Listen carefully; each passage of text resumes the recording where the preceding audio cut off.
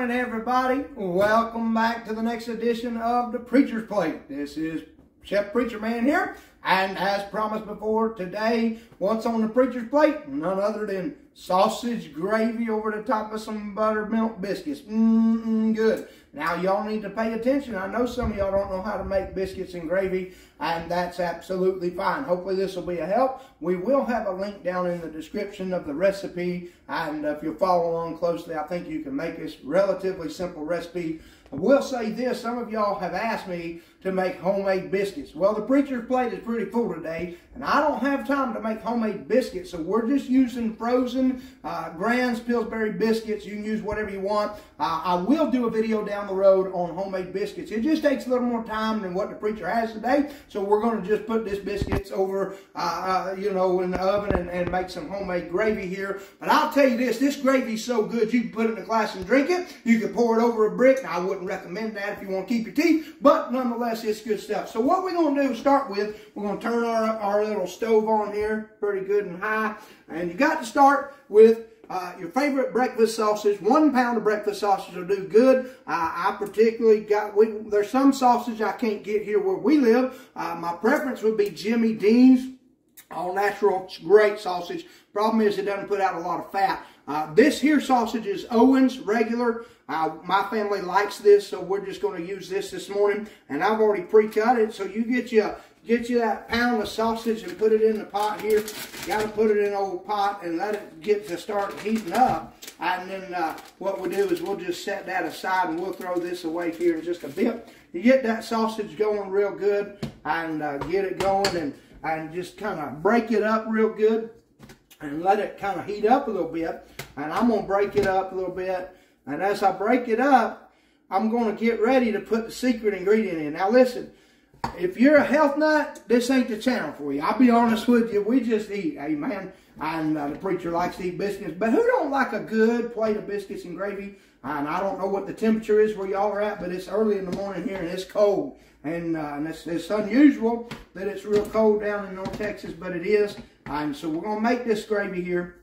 And we'll get that sausage going real good. And what I like to do, right as that's heating up, I'll go ahead and I'll reach over to a secret ingredient here. Now, y'all look at that right there. That right there says bacon drippings. Not to be confused with bacon droppings. There's a big difference between a dropping and a dripping. Y'all know what I mean? Say amen right there. And so I don't actually have an exact measurement. I just got me here a big spoon. And I'll get me a scoop of that and throw it right on top of that sausage there. And I'll get another one and do the same thing. I like it to be kind of liquidy when I get started. That way my roux won't take very long to make. And just get you a couple spoonfuls of that there bacon grease. And I'll tell you what, it'll do you wonders. And bacon grease makes everything better. If you're going to be a Southern cook, old timey, you're going to have bacon grease in the refrigerator, bacon drippings, if you will. And so that'll help you out.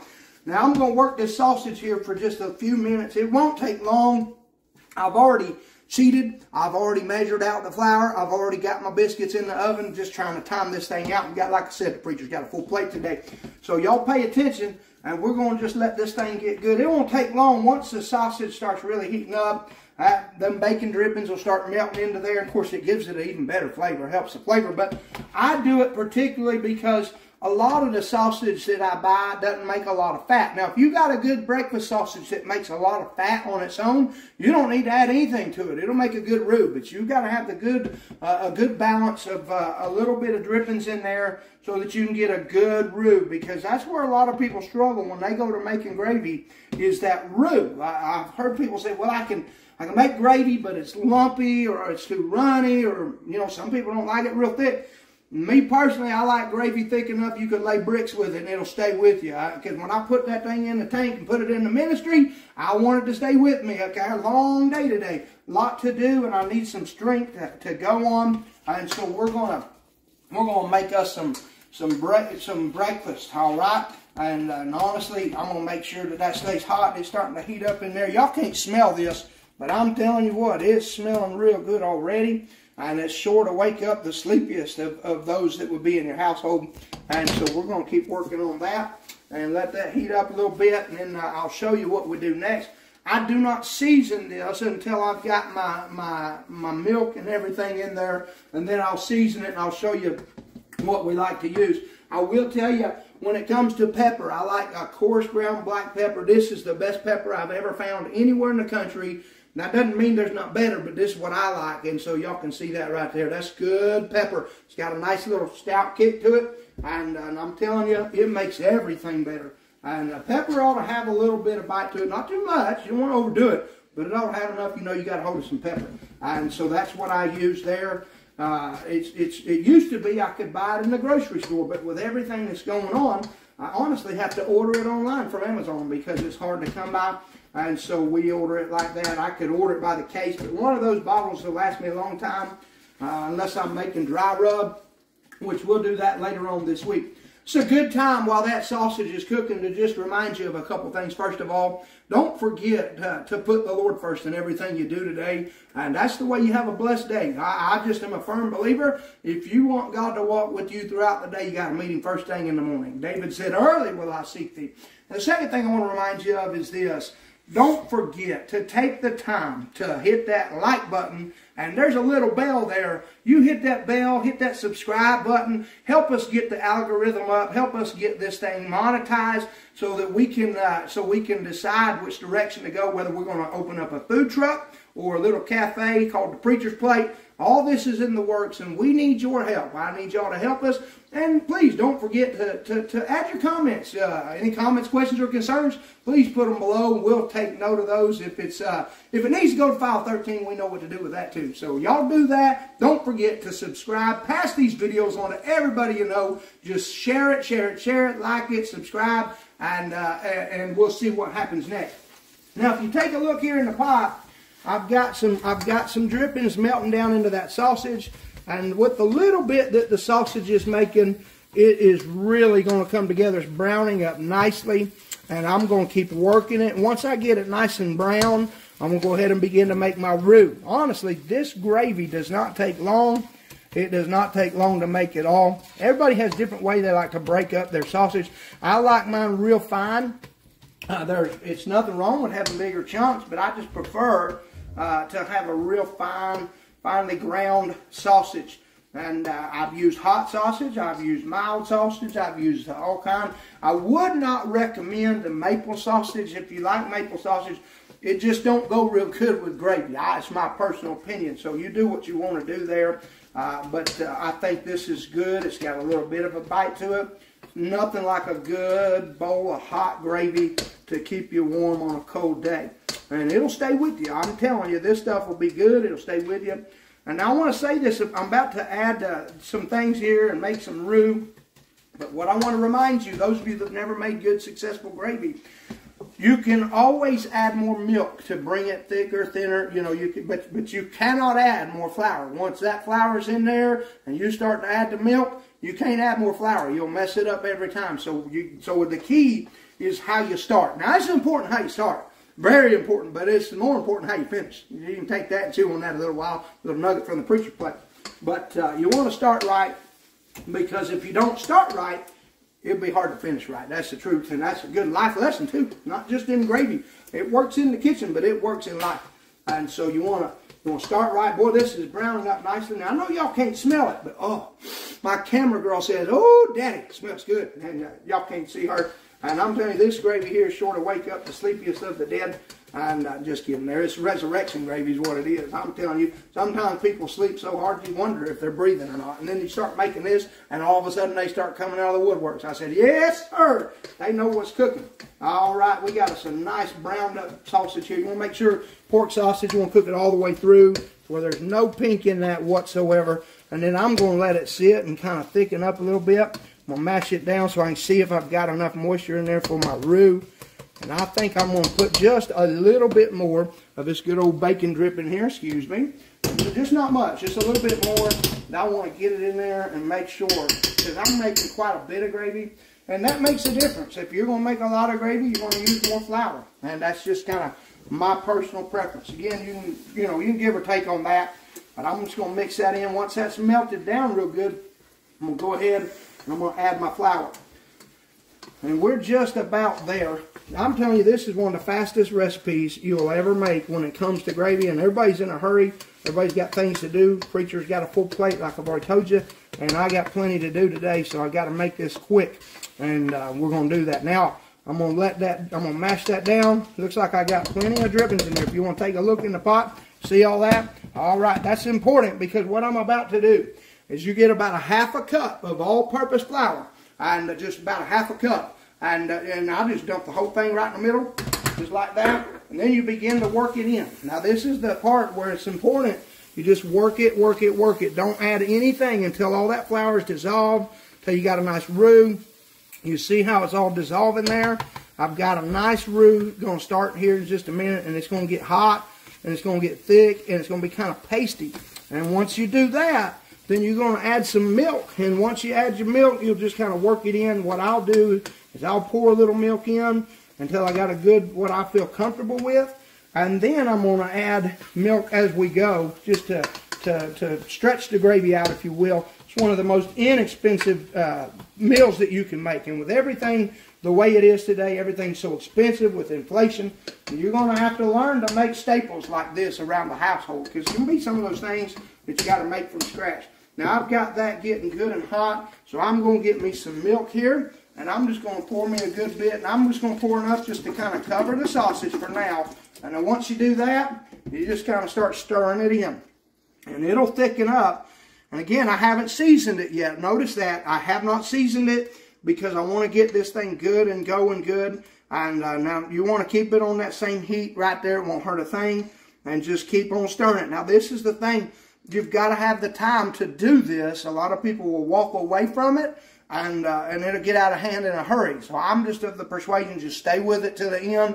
It won't take long, and once you get it made, you'll be able to walk away, and you won't have any problems, and you'll have good gravy. Now, I've got it good and mixed in there, so while I'm letting that heat up, I'm just going to go ahead and salt this a little bit with a little salt, and then my favorite pepper right here. And the way I do my pepper is I just do it till it covers the top, and it'll mix in real good. And you don't need a lot of that pepper, because it's got a good bite to it. And then I'll just mix it in, and we're going to be adding more milk once this thickens up, so you don't have to worry about how runny it is right now.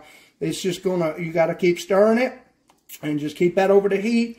And as it gets hotter, it'll start thickening up, and you get it to where you like it. Now, some people like their gravy running like that. Me, I don't. It just run right off the plate. And if it's going to run off the plate, it's going to run right through you. And so I want something that'll stay with me, like I said, throughout the day. And so we just keep stirring it and mixing it and stirring it and mixing it. And here in just a few minutes, it'll be done. I'm going to take a peek in the oven and see if my biscuits are coming along. Oh, they're looking beautiful. It will not be long. We'll have some biscuits to show you. And one thing I'll tell you while I'm mixing this up too, I've gone ahead and I take about a half a stick of butter, salted cream butter, and I put it in the microwave and melt it down. Melt it down to where it's in liquid form. And when those biscuits come out, I'll show you, but when them biscuits come out, right after they come out of the oven, and you do this with homemade biscuits, you do this with any kind of biscuit, and I like I said, I like these frozen biscuits because they're about as close to a homemade biscuit as you can get. And you take that butter, and you take your barbecue brush or a butter brush, and you just kind of brush that over the top of them biscuits right fresh out of the oven, let them sit for a minute, and then you take them out and break them open, and pour the gravy over the top the way you like it. And I'm telling you, that's good eating. Now, when the youngins were real little, we'd have to break their biscuits up for them, because boy, they didn't want to wait for nobody to cut anything. So before we ever handed them a plate, the biscuits was broke up. Some of y'all parents know what I'm talking about. Say amen right there. And so now, if you look at this gravy, it is getting nice and thick. We got a nice thick to it. It's getting thicker and thicker, and I'm telling you, it smells so yummy up in here. And this is a beverage. Gravy is a beverage. Y'all know that, right? Gravy's a beverage, and where I come from, you can put it in a glass and drink it. You pour it over anything you want. I mean, come on. Gravy goes on meat. It goes on bread. It goes on, you can put it on your taters. I got a friend that'll order a side of gravy everywhere he goes. He dips his french fries in there. Ain't nothing wrong with that. I'm telling you, gravy is a good thing. And it used to be a staple. And I think the reason that so many people, some of the old timers, make so much gravy, it was an easy thing to make. It was inexpensive. You don't have to have meat in the gravy. You can make gravy just from a roux. But gravy's a real inexpensive thing to make. And you know, of course, back then a lot of people had the dairy farms, and they could get their milk to make the gravy. Everybody had flour, And a lot of people had hogs, you know, where they could get them some sausage or bacon. I tell you, bacon gravy. I'll make bacon gravy sometime and show you how to do that. I think bacon gravy is one of my favorites as well. And you can make white gravy, brown gravy, bacon gravy, sausage gravy, hamburger gravy, roast taters and carrot gravy. I'm talking about gravy. I could probably make 10 different gravies there, depending on what you're making. Now, mine has gotten real thick. If y'all take a look at that, it's gotten real thick. I know it's going to keep getting thicker, so I'm going to add some more milk because I know about how much gravy I'm trying to make here. And you just gotta keep working it in.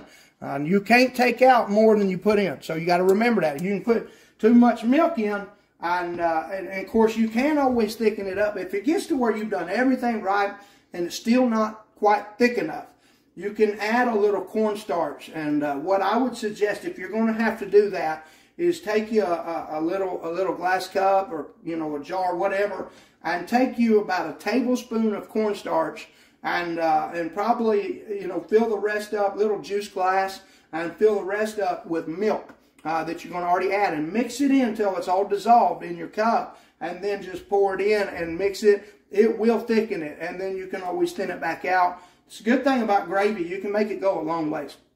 And so that's what we're trying to do.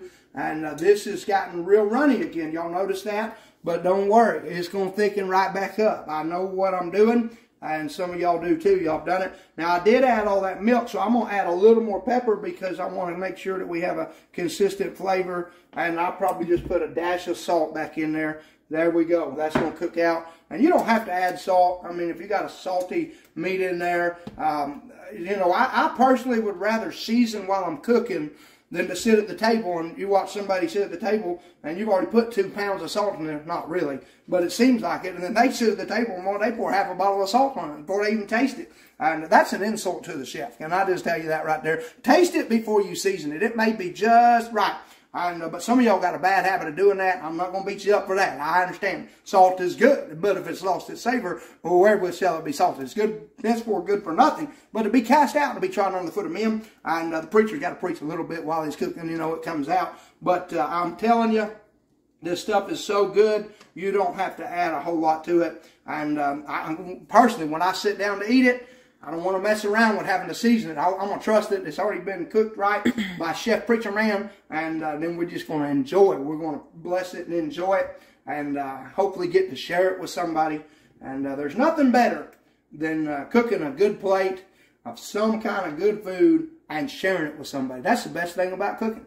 And I like to cook, but it's not because I like to eat as much as I like to cook. And honestly, if I cook all day, I don't eat a whole lot. I snack on it while I'm cooking to make sure it tastes right. Never trust a skinny cook. If there's a skinny cook out there, don't be offended. But I'm telling you, I like a cook. Looks like he's been tasting what he cooks. Amen.